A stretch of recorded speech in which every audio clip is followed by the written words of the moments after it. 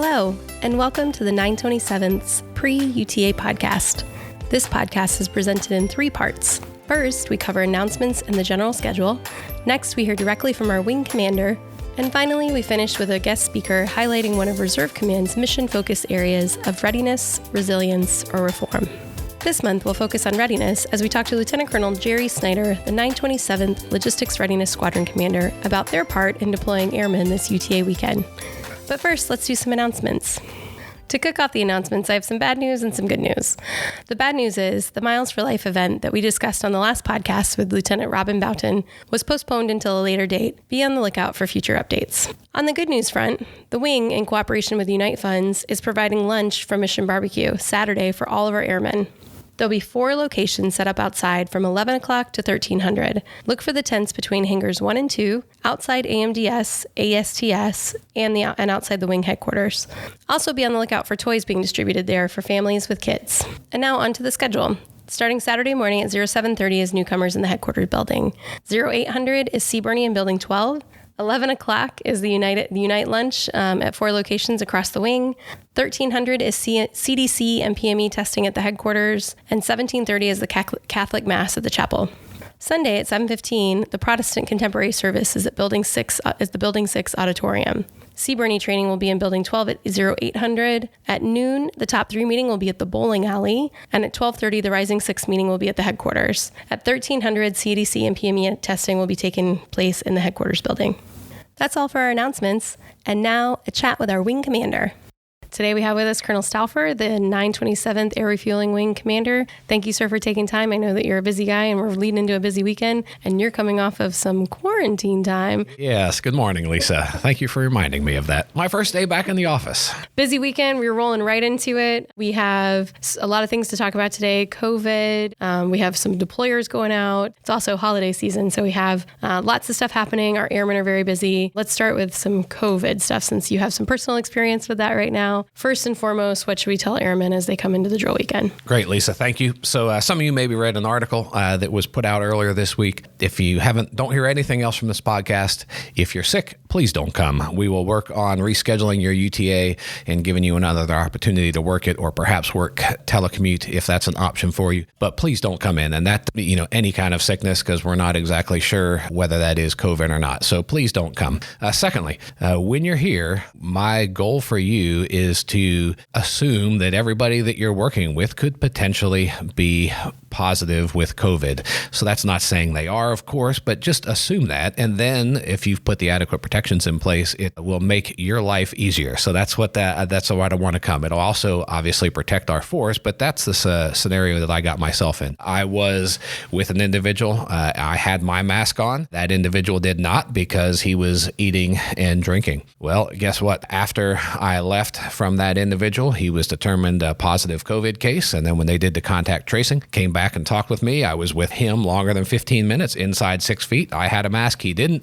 But the mask issue really doesn't matter as far as the CDC's determination of close contact. So therefore, I got to spend 2 weeks in quarantine. I got a test, negative, no symptoms. I'm fine, but it does upend your life. Cancel the family vacation.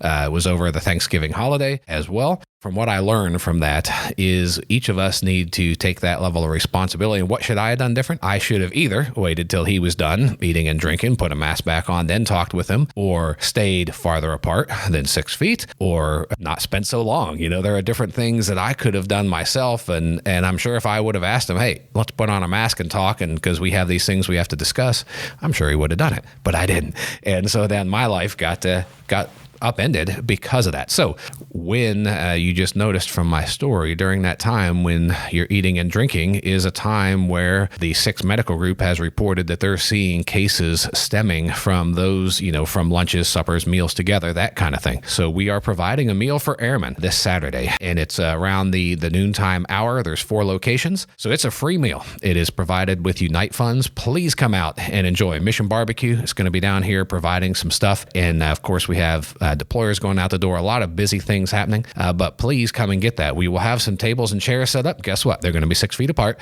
and you can sit there and talk to your buddy with your mask down and be apart from 6 feet. That is good. If you take that and go back to your office and then you huddle in an office with 5 of you all in a little circle, that's not helpful, because yes, you got to take your mask off to shove food in your face. But now you're also potentially exposing yourself, which then can make your life a little more chaotic in the following 2 weeks. And the food is going to be outside. So one of the benefits of being in Florida is that even during the winter, it's not that cold. And so we can just eat outside. And that's another way to mitigate some of that risk when you're eating, because if you're outside, it's a little bit easier. There's a lot more space between you guys. It's easier to create that space. So yes. And so I will then just highlight on that the McDill's kind of policy. CDC doesn't really say, it says irrespective of mask wear. And that's considered close contact. Here at McDill, this has been through the 6th, 927th, and others, we've determined an adequate level of risk that if both people would have their mask on, even if you were within 6 feet of that person, we're willing to accept that risk that you are not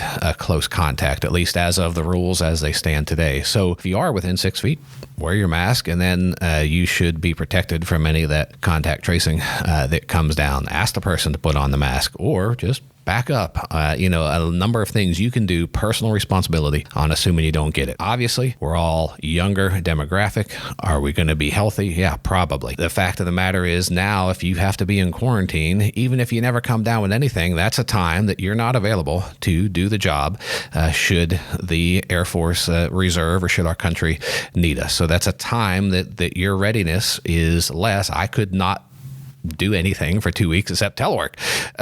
And so that is a time when the Air Force had a drop in readiness with those people that were, exposed because we had to quarantine. So that is that risk to force, risk to mission sort of decision point that we have to make. And that's why, even though we're sick and tired of wearing masks, it's been how long? It's been months and months. And we kind of use, we're eating, so I'm going to take it off for a while and breathe free and all that. And I know it. I got it. I feel it. I feel the same thing you guys do. But continue while you're here to have those disciplines of the social distancing guidelines. And I think that personal responsibility piece is really important, that it's not rude to ask someone to put on their mask, because at the end of the day, if you don't want to be faced with the idea of, I've been in contact with someone who's COVID positive, but I have things in my life that I have to take care of, and I don't want to be quarantined to a room. My friend watched Halloween from his window while myself and his wife and kids trick-or-treated outside. If you don't want your life upended that way, it's not rude to say, hey, either you yourself back up or ask someone to put a mask on. We need to make sure that that's part of our culture, that it's okay to do that and no one's going to judge you for that or whatever, because at the end of the day, you're trying to keep yourself and your family and whatever's going on in your home safe. Wear a mask, wash your hands, keep your distance as much as possible. And I will just add that the quarantine period may be changing based on some CDC guidelines that came out this week. So right now they're still recommending 14 days, but they give some options to potentially reduce that. I mean, we're still looking into those and how that will affect us. So we are aware of that. Nonetheless, it can still have an impact on your personal life and what you choose to do. And as we were talking before we got on this podcast, there's a lot of moving parts on COVID, but we are working on helping get that information down for commanders to be able to make good decisions and for airmen to be able to know what happens if I've been exposed to COVID. But for going in, just know as an airman, personal responsibility to have masks on, keep your social distance. You have control over your decision making. Okay, so I think we've hit the COVID button a lot. I think so. And have worn that one out. So on to, I think it's better because I like it. It's the tip of the spear. It's our mission that we do. Deploying some folks this weekend. Later in the podcast, we'll talk to Lieutenant Colonel Snyder, who is the Logistics Readiness Squadron Commander. They're sort of the orchestrators of all of the moving parts to get folks out of the door. So you can learn about how that process works. But sir, what do you see about going on for this deployment? Let's talk about what's happening this weekend with that. Great. Thank you, Lisa. Obviously a major muscle movement for the wing. A number of aircraft departing both Saturday and Sunday. With a whole contingent of an ops maintenance deployment on board going to obviously the CENTCOM AOR. It might look a little different than some. First of all, the people who are deploying have already been in ROM, restriction of movement, for 2 weeks. They all got COVID tested yesterday, that Wednesday. A handful, I think the fourth chalk is getting tested today. And the reason it's going to look a little different, deployments, family comes out, they're waving, they're doing, they're all together and we're patting each other on the back. Well, unfortunately, it's going to look a little different because we have to ensure that those individuals have been 14 days without the influence of COVID, coming. That's why we paid them to be on a ROM status. So that means we kind of have these sterile corridors, for a lack of a better term, of when they come and get dropped off, and there's a separate one for aircrew, the flying crew chiefs and the aircrew, and then a separate one for the passengers where they're going to get dropped off. And there's the guidance has already been published to the deployers. They understand what they need to do.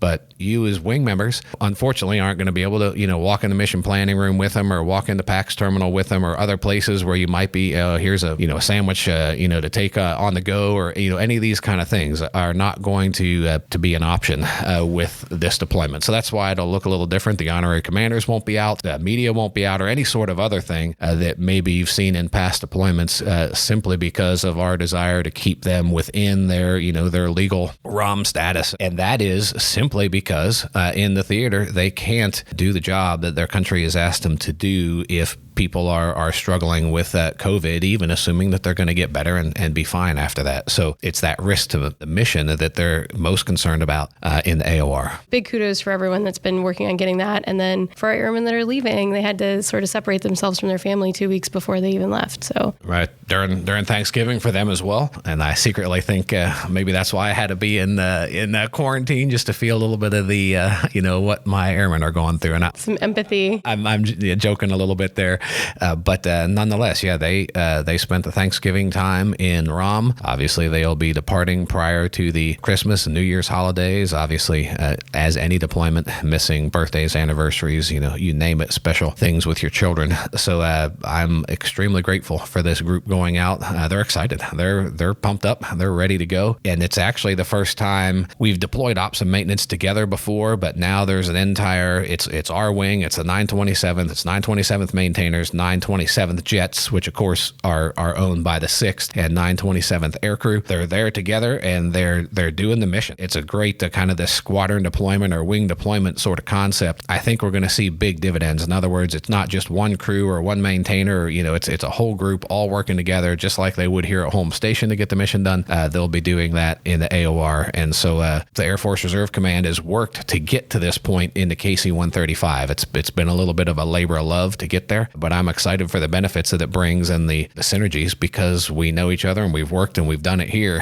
And now we can show the rest how good our folks are. Ready to lean forward and do the nation's work where they need it most. Amazing. So you talked about the holidays that our folks are going to be missing. We've got the Angel Tree going out to help airmen during the holidays. We've got Mission Barbecue coming out to sort of help feed our airmen during this busy holiday UTA.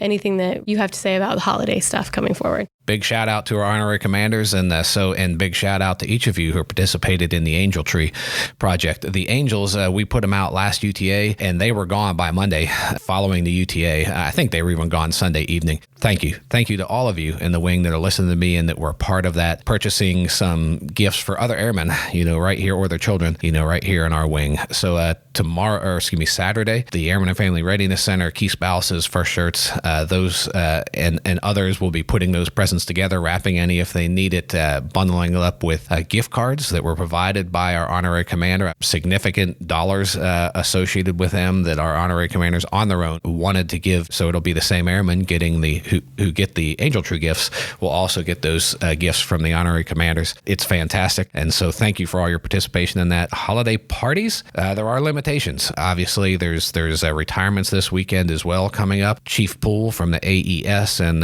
Colonel Hopkins from the ASTS. And unfortunately, those ceremonies are limited to 25 people in person. Any holiday parties if it was to exceed that amount, would have to be approved by your group commander. And so unfortunately, that does limit what we can do with holiday parties. And that goes to what we talked earlier, in that's an opportunity where we can really end up spreading COVID around potentially because we don't have our masks on or whatever, because we're eating food or drinking whatever's there. So some units are still doing it and finding ways to make that work in a safe environment. So more power to them. Many will be extremely busy with the deployment, particularly in the ops and maintenance side and even in the logistics side with the deployment. And and there isn't any time, for that as well. But if you are celebrating holiday parties this weekend, obviously, please continue to keep those same guidelines in place. All right. I think that's everything we have going on for this weekend. Is there anything else that I forgot to ask or that you'd like to add before we go, sir? Happy holidays to all of you. Thank you for your service. Enjoy some time with your family, I hope, and hopefully you get a little time off your civilian jobs as well. Probably spent a lot of family time this year, depending on what sort of lockdowns your state has or what sort of quarantine you've been in, but try to enjoy that. That said, sometimes the holiday seasons can be stressful. We will have our chaplains out this weekend as well. Our director of psychological health, we are in the hiring process. We've already selected that individual. I expect her to hopefully be in place in December. So soon we will have that resource again, and look out for your fellow airmen. And I certainly don't want to end this on a negative note, but given that people are under stress and given that 2020 has been probably one of the most stressful years in many people's lives, watch out for your fellow airmen. Ask questions 6 feet apart, but ask questions. Get in their life, understand where they're at, and be observant if it appears to you that they're struggling. And then we have plenty of resources. Start with the chaplains, but we have plenty of resources for you to reach out to get someone help if needed. Otherwise, happy holidays to all of you, and see you in January for the UEI. We'll be back for that month of our inspection. And thank you, sir, for all of the for taking the time today. I know you're busy, and I know we're rolling into a really busy weekend, so appreciate you always making time for this podcast to connect with our airmen. My pleasure, Lisa. And now for the readiness portion of our podcast today, we have Lieutenant Colonel Jerry Snyder, who is the 927th Logistics Readiness Squadron Commander.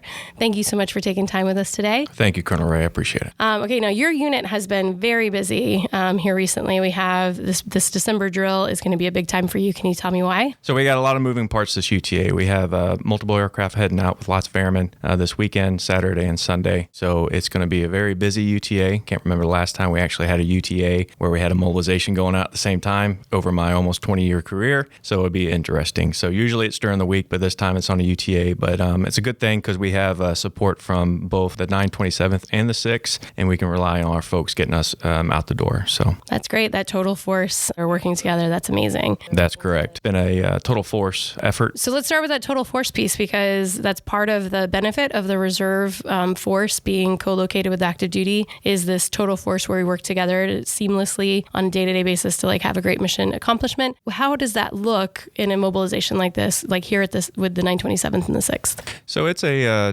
rather large effort with the 6 LRS side by side. Going from the 6 leadership, they have total buy-in on supporting us from day-to-day ops, and especially with the mobilization coming up. Specifically, the installation deployment readiness cell with the IDO support and their log plan support has been pretty instrumental in getting this off the ground. They've been with us side by side from the start, and they're with us during the finish. Also to include vehicle ops and PAX terminal support for baggage pallets and movement of packs to the aircraft, and also during the PDF processing. The PDF processing was a event that happened a couple weeks ago, and it was a 927th FSS did a great job in actually getting that spun up, along with our supply folks from the 927th and support from the 6 LRS supply. Outstanding. And so just for those folks who may not know what the PDF processing line is, can you just tell generally what a PDF line does? Yeah, PDF stands for Personnel Deployment Function. So those folks that are actually going out the door will go through a line of supply to get their mobility gear, and then go through a few stations from the personnel side of eligibility. They have chaplain on the line, they have judge advocate and medical on the line as well. And then they'll flow through those stations to make sure they're ready to go, and go to a briefing of an intel brief and a medical brief as well at the end of it. And once they're done, they put them on a bus and take them back to the unit, and then they are essentially ready to go for the deployment. Excellent. And normally those happen, do the PDF lines normally happen just before deployment, or like we did ours, a month ago? Yeah, it was a week after the November UTA is when it happened. And this one was a little bit weird because of COVID. The PACs have to actually do a restriction of movement for 14 days. And that's what kind of drove the PDF line sooner rather than later. We would do it essentially the day of or the day before, a couple of days before departure. But since COVID operations hit, we had to actually bring that back a little bit as far as the dates go in order to accommodate that ROM or restriction of movement. Okay. And that actually leads into a really interesting question about deployment or mobilization in the time of this global pandemic. Seems very complicated. And so when you talk about this restriction of movement, these airmen who are preparing to go downrange, they are quarantining, or how does that work? And then when they get to the other side, will they have to quarantine as well? Yeah, that's a good question. So this was brand new to us, brand new to the Air Force, the restriction of movement for the COVID ops. So essentially they have to, restriction of movement has a little bit of a leeway of what they can do, but they have to be at a physical location. They can't, there's short intervals of travel, necessary travel, no more than like 15 minutes, that sort of thing. So we developed an ROE, a rules of engagement for the members to follow, wearing masks, being socially distanced, making sure that they're not gathered in large crowds, especially with the Thanksgiving holiday, making sure they're no kidding, family members that live in the house are primarily the ones that they are around. Extra precautions really are for the ROM direction. So when they ROM here, they're considered a clean corridor for the 14 days. They'll get COVID tested. Actually happening this week. And then when they go downrange, they're in a clean corridor, so they don't have to ROM an extra 14 days in theater. And that's all in an effort to keep our airmen deployment ready and safe, because what we don't want to do is clear them, get them ready for deployment, and then they're now exposed to COVID and can't respond. So normally when we think of deployments or mobilizations, we see family like hanging out with them before they go, and everybody there with signs, or just in general, like all kinds of stuff. Is that different from what's happening this weekend, or how does that affect families, this mobilization during COVID? Yeah, unfortunately, it's when mobilizations head out, it's a big send off for the units, right? Everybody kind of gets prepared, and it's almost a family event, a unit event with everybody coming out. However, with the COVID ops, we have to take extra precautions because, again, like I said before, we have to keep that clean corridor. We have to keep our quote unquote members clean of COVID as best we can. So what we have to do is for the PACs, when the PACs go to the PACs terminal, the deployers go to the PACs terminal, they'll either have to be dropped off, or at the time of when they have to go into the actual terminal, they'll have to say goodbye to their families then, as far as the physical contact. So there's not going to be a big gathering. There's not going to be any kind of a big send-off, so to speak. So there's going to be a designated area that deployers know of, right in front of the PACs terminal, where they'll say goodbye to their families, and at a specific time they'll have to go to the PACs terminal because they'll have to get another screening done by the medical folks. But we do have on the side of the PACs terminal, a kind of a family wave area. So there's going to be about 3 hours of waiting before they actually call to the aircraft. Usually that's standard ops. When they actually step to the aircraft, the PACs, then the family will be able to go around and kind of just say a socially distanced goodbye. It's an option. It's not a requirement for the families to stick around, but if they want to, they can.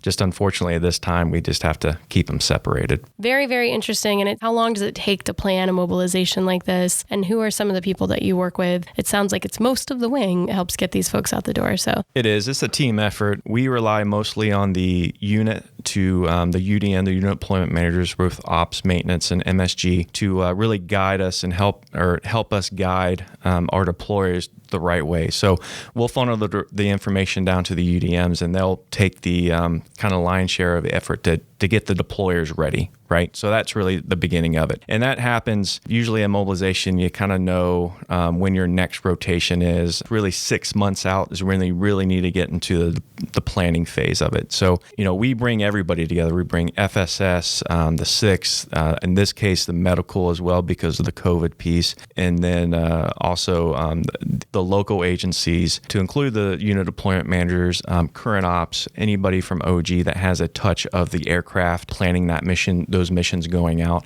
and then any kind of maintenance support required to push those aircraft out. So probably about 2 months ago, we really kind of started getting out of the COVID piece of teleworking and all that good stuff and meeting and getting everybody together in order to get that planning done and executed. It's a monumental effort because there's a lot of agencies that we touch, and there's a lot of agencies that we lean on to get everybody out the door. And just from the the 927th side, it's almost everybody. Almost every single squadron has a piece of it, right? So FSS, LRS, obviously, all of maintenance, all of ops. So it's really a wing effort going into a mobilization in order to get it planned and executed. Excellent. And I have been in some of those meetings and know that the level of planning, all the details that have to be thought of to make this happen is amazing. And your folks have done an incredible job of wrangling the cats to get everything in place where it needs to be so that we can do exactly what we need to do to get these folks off the ground. So thank you for taking the time to talk with me. I know this is a busy week, and especially leading into this mobilization weekend. I don't want to take too much more of your time. Is there anything else that I haven't asked that I should have, or that you'd like to add here at the end? Well, I think we've covered a majority of it, and I appreciate the time. Again, like I said, it's been a huge effort, and I've been doing this for almost 18 years, and I can't remember how many mobilizations and deployments that I've planned, as a team, in multiple units. But this one is special because with the COVID ops and the limiting factors that we've had to face, the 927th and the 6th have really gelled as a team in order to get these folks out. So as far as the planning and the cooperation in between every agency, especially during COVID, it's been unprecedented for me. So, with the professionalism that everybody has shown, I think it's just made that a little bit easier to deal with the COVID ops. Mobilizations are always busy. They're always difficult to do because, like you said, the minute details of it that we have to go down to. But as a team, the 6th and the 927th has done a great job, and everybody has kept their heads up when some difficult decisions had to be made. We've gone through it. So I just appreciate everybody's support in this. All right. Thanks so much. Have a great day. And that's a wrap. If you have any questions you would like us to answer on the next podcast, email us, Facebook message us, or stop by the PA office in the headquarters building. We will ask the experts and get the answers to you right here on this podcast. Thank you so much for listening in as we do our part to keep the 927th Citizen Airmen informed so you can be always ready.